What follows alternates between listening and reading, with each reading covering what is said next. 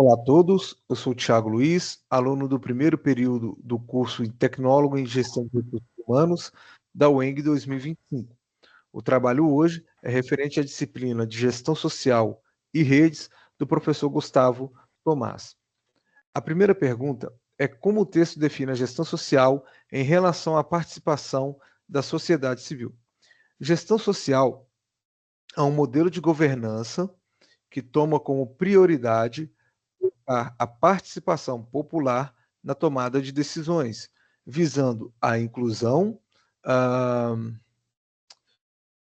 a inclusão, desenvolvimento local e sustentabilidade. Além disso, um dos, um dos objetivos também é a criação e implementação de novas leis que visam beneficiar a sociedade na qual está sendo inserida. A gestão social também ela é pautada pela democracia, né? Diferente das organizações privadas na qual as pessoas trabalham, que é verticalizada, a, a gestão social ela é horizontal, ou seja, todo mundo tem voz. Na situação problema, fala que em uma cidade em Minas Gerais está sendo discutido um novo modelo de transporte público na qual a comunidade não está sendo inserida. E como que a gestão social poderia ser aplicada neste caso? Um dos exemplos é justamente o orçamento participativo, onde a comunidade, junto com o poder público, se unem para que juntos consigam. Primeiro ponto, é, dar voz para a sociedade. O segundo ponto é você aproxima a comunidade da gestão pública. A gestão pública, por sua vez, ela consegue enxergar de mais perto as necessidades reais que aquela comunidade possui. E uma das práticas de gestão social que eu trouxe foi justamente o Fala Curitiba, onde a Prefeitura de Curitiba coloca carros nas ruas plotados com a logo da Prefeitura, coloca barracas e estandes com a logo do Fala Curitiba, e a comunidade vai até esses pontos específicos para junto decidir quais dos 21 projetos serão aplicados aplicados no orçamento participativo da comunidade. E agora eu passo para o meu. Agora eu encerro minha fala e passo para o próximo companheiro. Boa noite, meu nome é Thaís, vou falar sobre a segunda pergunta, e a segunda pergunta ela fala, né, de qual que é o papel da participação da participação democrática na gestão social. E é como, né, o texto mesmo fala, que é dar essa voz à sociedade. Ele faz fazendo que a população ela participe de uma forma mais ativa, né, nessas decisões públicas que geralmente não eram inclusas. Então, gerando essa inclusão e mais responsabilidade, ele traz um papel de extrema importância e relevância a essa população, né? Ela faz se sentir como parte de um todo, porque antes quando as decisões eram tomadas só pelos governantes, hoje está com o, né, a decisão está com o poder da população e até mesmo que sabe, né, das reais necessidades aí de cada região. A situação problema, ela é pegar um bairro de Belo Horizonte, né, onde os moradores estão insatisfeitos com o estado das praças locais, e pergunta de como o orçamento participativo ele pode ajudar a direcionar os recursos para a melhoria desses espaços. O orçamento participativo ele tem como objetivo isso, né, investir parte das verbas públicas em prol da sociedade e onde a própria população ela determina quais são. Então, assim, a comunidade se reúne, né, com o propósito de estabelecer melhorias e prioridades, fazendo com que esse dinheiro ele seja usado, né, na população, no que a população realmente precisa. E sobre a notícia, um fato muito importante é que o orçamento participativo de Belo Horizonte, esse ano de 2025, ele teve um avanço muito importante, que para assegurar a realização dessas obras escolhidas como prioridade da população. A Câmara, né, Municipal de Belo Horizonte, ela promulgou a emenda à lei que estabelece que o percentual mínimo, né, da receita recorrente que é destinado à OP, ele passasse de 0,2 para 1%. Então, assim, a medida que já está em vigor, prevê que, né, isso aí pela expectativa dos parlamentares, prevê que ano que vem a verba destinada a esses projetos seja de mais ou menos 200 milhões. Então, assim, é um avanço muito importante, que de 0,2 para 1%, né, é uma conquista aí para estar dando andamento a esses projetos. Meu nome é Pedro Eduardo, eu vou falar um pouco sobre a inclusão social, sobre como a inclusão social ajuda a reduzir as desigualdades e promover o desenvolvimento local. A inclusão social, ela ajuda a reduzir as desigualdades ao garantir que todas as camadas da população tenham acesso a oportunidades. Isso promove o desenvolvimento local ao apoiar famílias de baixa renda, como o programa Bolsa Família, fortalecendo pequenos agricultores e garantindo alimentação acessível para a população mais vulnerável, que é um exemplo que a gente pode dar do programa dos restaurantes populares. Em relação à situação problema, que diz que uma região rural de Minas Gerais enfrenta desafios econômicos e falta de acesso a serviços básicos, como um programa de inclusão social poderia ajudar essa região a melhorar essa situação, né? E eu acredito que um programa de inclusão social poderia ajudar através da geração de emprego, incentivando a agricultura familiar, os pequenos empreendimentos e também promovendo a capacitação da população, oferecendo cursos profissionalizantes e melhorando a educação básica e técnica. Já na área da saúde e da assistência social, seria de forma que, ampliando a cobertura do SUS, através de unidades móveis e até mesmo com a telemedicina e programas de prevenção. Já na questão da infraestrutura, que seria o investimento no saneamento básico, o transporte na energia elétrica, na internet, facilitaria o acesso aos serviços essenciais e, inclusive, facilitaria o acesso à telemedicina, né? Que eu disse anteriormente. Agora, já na notícia do Ministério do Desenvolvimento Social, que mostra que quase 60% dos novos empregos formais criados em fevereiro foram ocupados por pessoas inscritas no CAD único, né? No Cadastro Único. E isso prova para a gente que os programas sociais estão ajudando de verdade a diminuir as desigualdades no Brasil com o apoio do governo. Essas pessoas em situações de pobreza estão conseguindo entrar no mercado de trabalho e, consequentemente, melhorando a sua qualidade de vida. Ou seja, programas como o Bolsa Família, junto com ações de qualificação, estão ajudando essas famílias a conquistarem mais autonomia e oportunidades.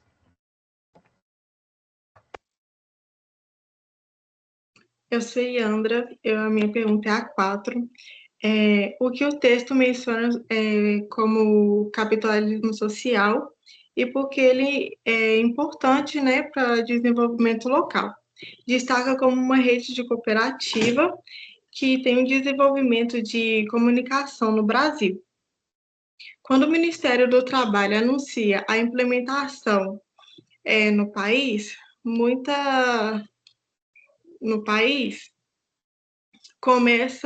os agentes, né, começam a atuar em parceria de prefeituras e organizações locais para ter mais oportunidade e fortalecimento de empreendedorismo. E as cooperativas têm parceria com associações também. Um exemplo que eu trouxe foi a Justa Trema. Ela conecta cooperativas desde a produção até a confecções de roupas, né? É uma cadeia produtiva que determina como tem diferentes, como elas têm diferentes elos, gerando empregos para os agentes e fortalecendo até a economia da empresa, né?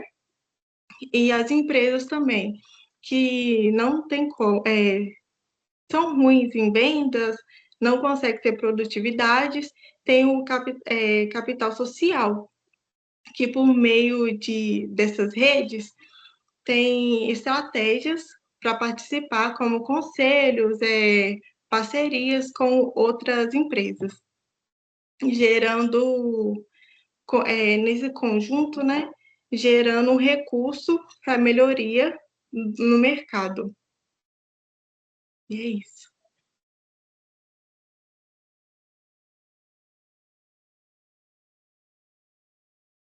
Acabei minha parte.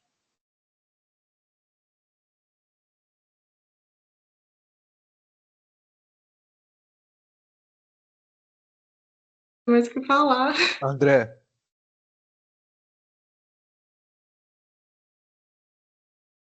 André. Eu sou o 6. Maione. Boa noite, meu nome é Maione, eu vou falar sobre gestão intersetorial, que nada mais é que a união entre o governo público, privado e a OSCs, que são as organizações da sociedade civil, conhecida também anteriormente como organizações sem fins lucrativos ou ONGs, em prol da comunidade para solucionar problemas e buscando melhorias, uma vez que a gestão intersetorial, como o próprio nome já diz, ela é realizada aí de forma unificada e não de maneira isolada. E em relação ao situação problema no município de Belo Horizonte, a gente pode lidar com a gestão intersetorial na questão da união entre o poder público, privado e a sociedade civil, para que possa estar realizando esse projeto de maneira efetiva. E a notícia que eu trago hoje, ela foi publicada no dia 21 de janeiro desse ano,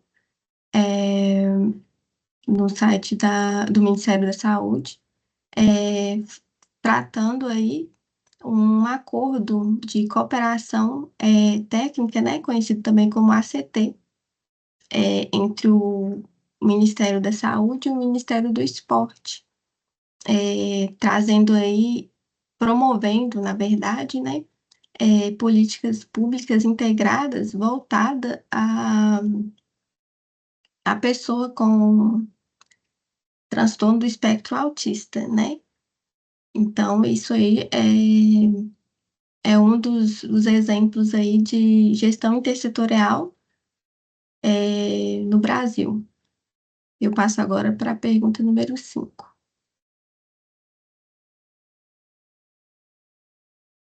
Boa noite Número a todos. 6, desculpe. Boa noite a todos. Me chamo André e vou falar um pouquinho sobre o desenvolvimento comunitário, a autonomia local para o desenvolvimento comunitário. E uma questão que foi pedida é qual que é o papel da autonomia local para o fortalecimento do desenvolvimento comunitário, segundo o texto. Autonomia local, ela, num âmbito mais geral, né, explicando mais no geral, autonomia local, ela mostra que a comunidade ou pessoa tem autonomia própria tem autonomia própria para fazer qualquer coisa. Não precisa necessariamente de uma autorização de um órgão governamental, por exemplo. O desenvolvimento comunitário busca a comunidade, busca desenvolver as habilidades da comunidade, vendo as qualidades, defeitos de cada um, buscando os pontos fortes daquela comunidade e os pontos fracos daquela comunidade. Por exemplo, para desenvolver um projeto no meio rural, como foi falado no texto, a comunidade do meio rural vai ver quais pessoas se adequam a tais habilidades e quais pessoas não se adequam tanto. Então, isso daí criaria um projeto e ia juntar essas pessoas. Uma situação, problema que foi mencionada no texto, foi falando também do meio rural, como é que eles podem criar um projeto para o remanejamento de água do local. Como é que eles podem fazer isso? Eles podem estudar a região mesmo que eles já têm conhecimento da região, iriam conseguir remanejar a água, levar água para o meio do empreendedorismo ou do meio cultural. Explicando no âmbito mais geral, a comunidade pode escolher se remaneja aquela água por fins financeiros ou se remaneja a água em prol da comunidade. E uma notícia que eu trouxe sobre um projeto em andamento é o Fica Vivo, que o objetivo dele é tirar crianças da rua, mostrando para elas a cultura, mostrando mesmo a educação, tudo, até política. Então, é isso. Eu vou deixar agora para a próxima pessoa, que é a pergunta 7. A pergunta 7, ela trata de que forma a gestão social contribui para o desenvolvimento sustentável de acordo com o texto. Uma das formas de se desenvolver de forma sustentável é a definição de prioridades. Essa definição de prioridades, quando elas são feitas pelas pessoas que são membros da comunidade onde está sendo feito todo esse levantamento, tendem a ser muito mais assertivas, porque essas pessoas conhecem o local onde residem, quais são as suas falhas, quais são os seus pontos fortes. Geralmente são através de associações de bairro, associações comunitárias, e com isso também, com essa definição de prioridades, e você também consegue fortalecer a capacidade das comunidades de gerirem os seus próprios negócios. E dessa forma você consegue ser autossustentável, obviamente, numa parceria entre comunidade e poder público. A situação problema, ela fala essa... Ué. O quê? Ah, tá. A situação problema é como a gestão social pode garantir que o projeto ambiental seja mais inclusivo e sustentável. Quando você pega, por um exemplo ali, acho que o projeto Caminhos de Minas, né? Esse projeto é uma parceria, obviamente, entre comunidade e poder público, que visa o desenvolvimento da infraestrutura para que se faça o escoamento da produção na região. Se torna sustentável a partir do momento que você consegue identificar quais são as necessidades, o que deve ser feito e os pontos que você tem que levar em consideração. Dessa forma, você consegue incluir a comunidade junto da gestão pública. E eu passo a vez para a Sofia, que fará a conclusão do trabalho.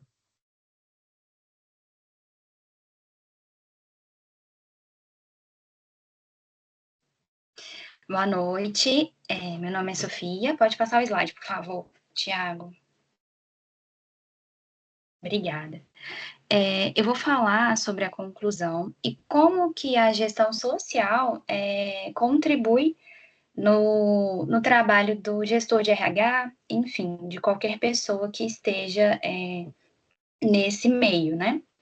E ela realmente contribui, né, a gestão social e está totalmente ligada, né, à gestão do RH, principalmente num contexto, né, de Belo Horizonte, vamos dar o exemplo aí de uma cidade urbanizada, né, e aí vamos falar principalmente dos pontos, né, que é a participação democrática, a inclusão social, a autonomia local, a gestão intersetorial e o capital social. Tudo isso está interligado, né, no trabalho do gestor de RH, porque é uma relação entre o mundo externo, né, que é a sociedade, e a empresa em si, né? Então, sobre todas essas questões, atende necessidades sociais, transforma a empresa, né, de uma forma mais equilibrada e transforma também o ambiente de trabalho num ambiente mais humanizado, vamos dizer assim, né, e mais justo também. Sobre o que a gente falaria, né? Situação, problema para uma pessoa, um gestor de RH que fala que a gestão social não contribui, vamos dizer assim, para o RH.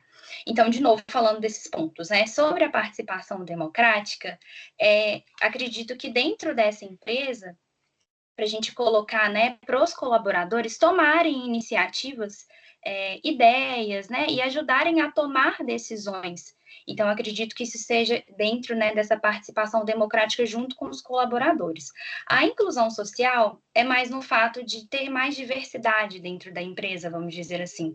Oportunidade para todas as pessoas, né? Vou até dar um exemplo da recrutação, né? Por exemplo, recrutação de novas pessoas, e dentro dessas vagas terem especificamente vagas para mulheres, para pessoas negras, enfim, acredito que isso estaria em inclusão social.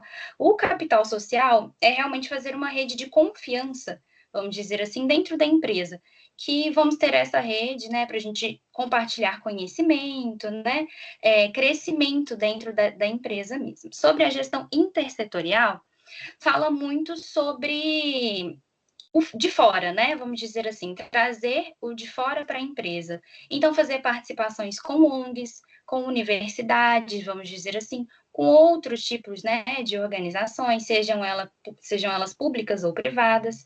E a autonomia local, a gente, né, acredita que dá para linkar a autonomia local, da gente colocar essa autonomia dentro da própria empresa com os funcionários, vamos dizer assim, tentar dar esse protagonismo, né, e essa proatividade para os funcionários.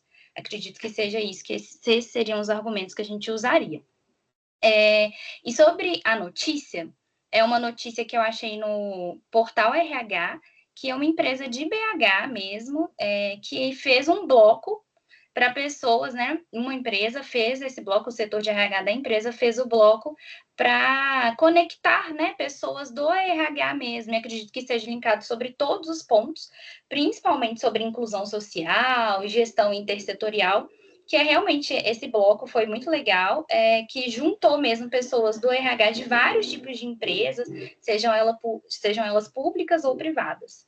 E acredito que seja isso. Muito obrigada. Pode passar para o último slide. Muito obrigada, professor, por dar essa oportunidade para a gente, né, de apresentar o trabalho. Bom dia, boa tarde, boa noite para você.